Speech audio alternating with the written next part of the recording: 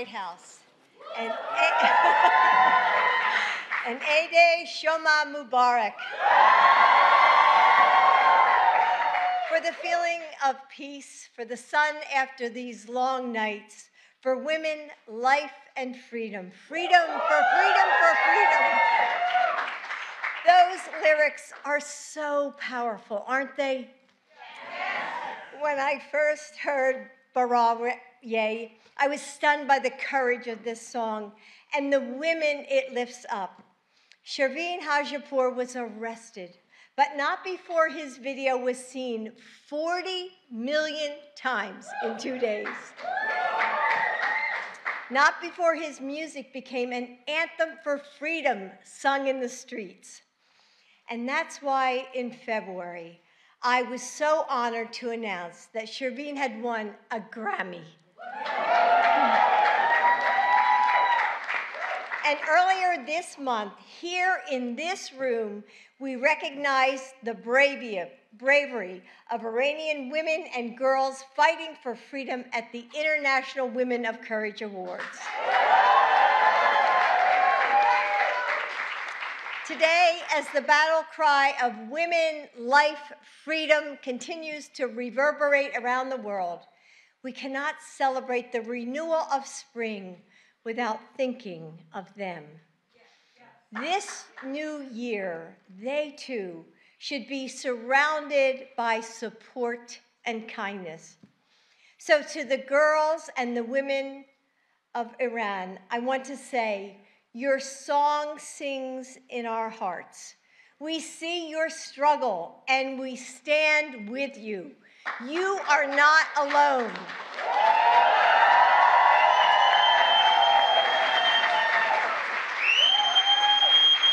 Their courage is reflected in everyone who celebrates this holiday. And so together, we plant our hopes on the half-seen table, weaving them among the sprouts of wheat or lentils, watering them with visions of victories we seek this new year. Like seeds breaking through the earth, our hopes reach towards each shining sunrise. Nourished by the healing that we find together, our love for one another, the wisdom gained from the year now finished, and the patience we learned from our ancestors. Even as we are renewed, we are rooted in the history that lives inside of us, the families who shaped us, and the shoulders on which we stand. History lives in this house as well, hammered into the beams of these walls and swirling in the marble of each fireplace. It tells the stories and legends of where we've come from and who we've been. And yet, standing here in front of a beautiful Hafseen, hearing music by DJ Danny, and as we eat incredible food prepared by Chef Nassim Al-Likhani. Where are you? Where are you, Chef? I met you earlier. She must be here. Somewhere? Well, you'll eat her food a little later.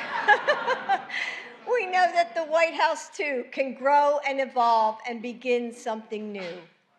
With our unique talents and traditions, with our love and laughter, with our faith in the future that we want, we breathe new life into these halls. This is an historic house, but you make it a home, alive with purpose and possibility. So let us begin once again, be reborn in hope and healing, wisdom and love. And now, it is my pleasure to introduce astronaut and future commander of our next mission to the International Space Station, Lieutenant Colonel Jasmine Moghbeli.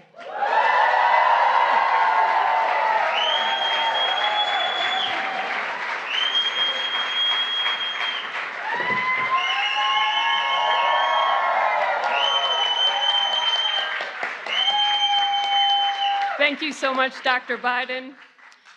Wow, Never, as a kid standing around the half scene for the Sol Tavil, could I have imagined I would get to say these next words right here in the White House. Nowruz shoma mubarak.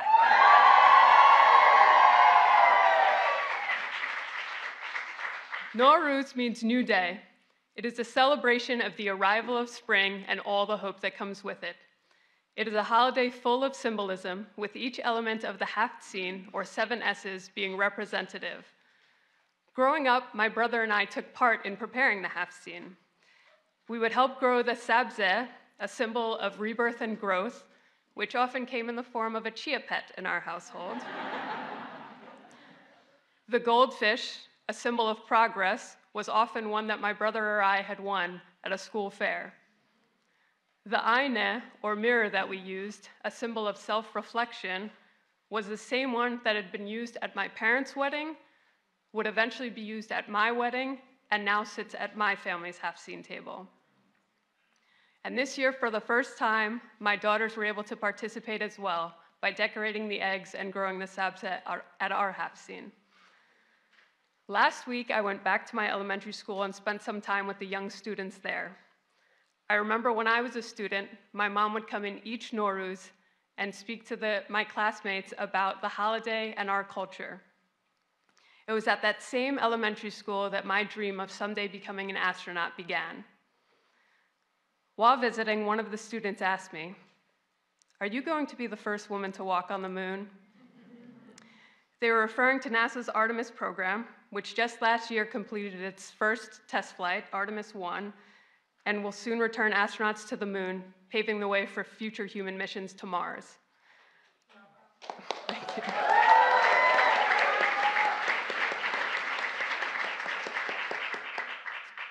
I answered, simply and honestly, "I don't know, but I could be." Isn't it amazing that I could say with complete honesty, as an Iranian-American woman who wasn't even born here, that I have just as much chance as anyone else of being on the Artemis 3 mission?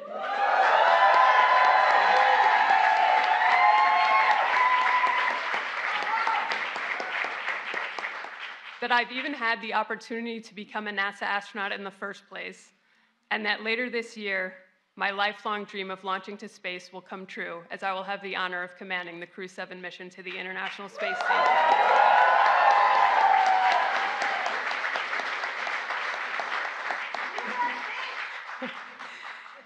Each Nowruz, we give thanks for our blessings and look ahead to the future.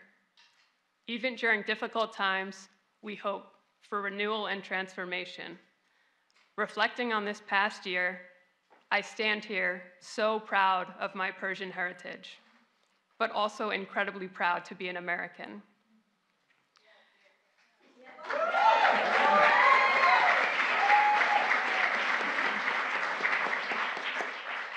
It is now one of the greatest privileges of my life to introduce someone who celebrates the many vibrant cultures and traditions that make up our nation, someone who understands the importance of taking everyone with us as we push the boundaries of exploration, that in doing so we benefit America, our beautiful planet, and those on it.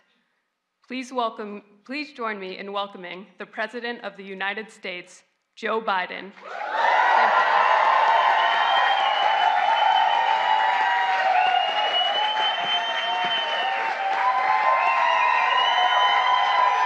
Hello, hello, hello. Welcome to your house. Thank you, Lieutenant Colonel. I just want one commitment from you. When you head to Mars, you won't take Jill, so you can be gone too long. An astronaut, a Marine, a mom, a fellow American will take us to the moon, Mars, and beyond. That's America. Think about it. That's who we are. Good afternoon, everyone. As we celebrate new beginnings, Jill and I, along with Kamala and Doug, are honored to host a new national tradition. And I say a new national tradition. The first Nowruz reception on this scale ever held in the White House. And you're excuse me, I have a little bit of a cold. It's a celebration that's been a millennium in the making, observed by millions of people around the world this very day. And the roots in ancient Persia. You know, one that was carried on by people in the gardens of Nowruz, the mountains of Kabul and Erbil, the shores of Baku and beyond, most of which I've got a chance to visit, but I got to get to come home too. And one that has always been honored anew by diverse diaspora and communities across the United States, including all of you. You know, folks, it's the start of a new year that reminds us of hope and what lies ahead from these darkest times so many have been through. And we know that this year's holiday comes at a difficult time for many families. Hope, where is needed more than ever, is going to be coming. Hope for families in Turkey and Syria, who are grieving for the loss of far too many loved ones from that devastating earthquake. Hope for people in Afghanistan who continue to struggle with a grave humanitarian crisis.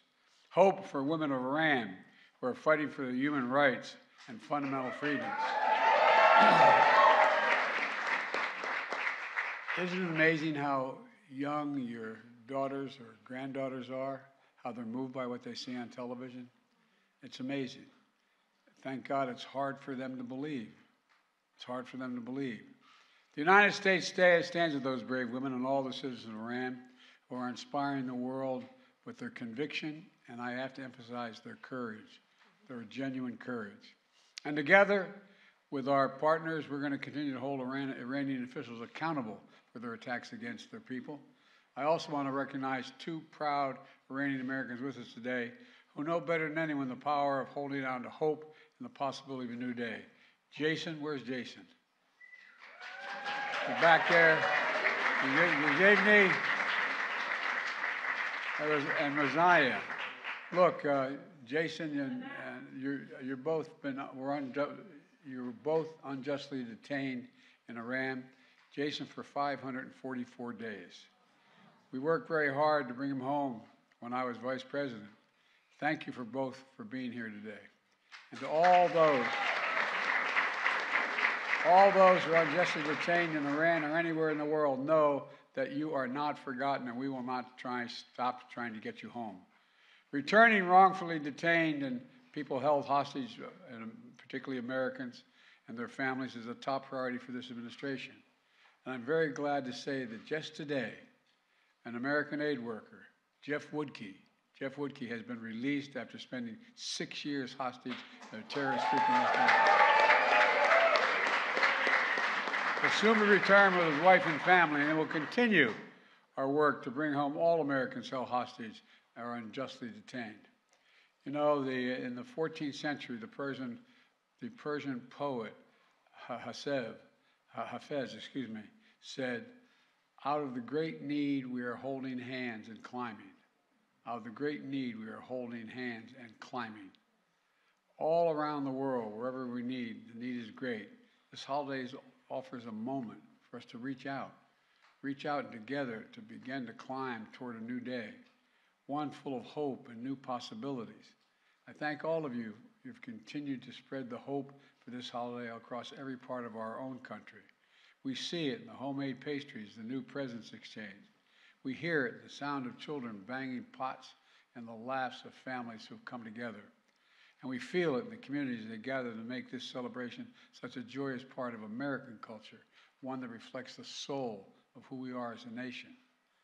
You know, it's a soul that we also see reflected at this Hafseen, and I'm tempted to walk over. Anyway, the sprouts that remind us of that we can always begin anew, the vinegar that symbolizes the power of tolerance, the apple that inspires us to believe in a more beautiful and healthy future, and even the table itself, a place where we gather in unity, a place where young and old come together to honor the past and the present, a place where we may disagree and debate, but we always, there's a seat for everyone.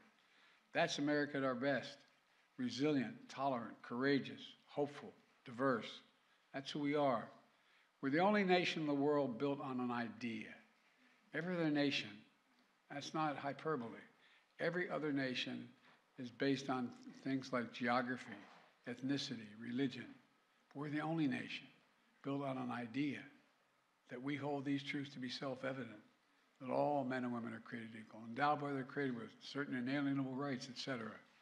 We've never fully lived up to it, but we've never, ever walked away from it. And that's due in large part to the ways of immigrant families who've come from every part of the world to push our nation ever forward, renewing and reinvigorating our nation, generation after generation after generation. We see that today in this very room. Maybe you or your parents or grandparents came to America uncertain of what life would bring, but certain you and your children and grandchildren would be able to do anything you wanted to do here. Try it. You've grown up seeing your children forged by their heritage, but also the kinds of friendships found every day in American things. Soccer practice, band practice, just those special times. And all the things that make an extraordinary life in our generation, in our great nation. And thanks to all of you for enriching the soul of this nation. Thank you for adapting old traditions anew to tell the ongoing story of America. One firmly stamped by your experiences. Let me close with this. Few periods have been more challenging to our world than the one we're going through right now. And we face an inflection point. I had a professor who said an inflection point is when you're going down the highway at 65 miles an hour and you radically turn 5 degrees to the right. You can never get back on the course you were on. Well, recent decisions points, the decisions we make today are going to determine the course of our future for the next several decades to come. Now more than ever, we need you. We need you engaged in the work of our time to help fulfill the promise of this nation. The same promise of opportunity, equality that brought you and your families here in the first place. That's what I hope for this very day, to celebrate and connect, to feel the pride of community, to keep the faith in our country. Out of a great need, we're holding hands and climbing. We have to keep climbing. I've never been more optimistic in my life about the future of this country, and I mean that sincerely. Let's remember who in God's name we are. We are the United States of America. There is nothing. I mean this from the bottom of my heart. There is nothing beyond our capacity if we do it together. Happy Nowruz to all of you and your families, and may God bless you all.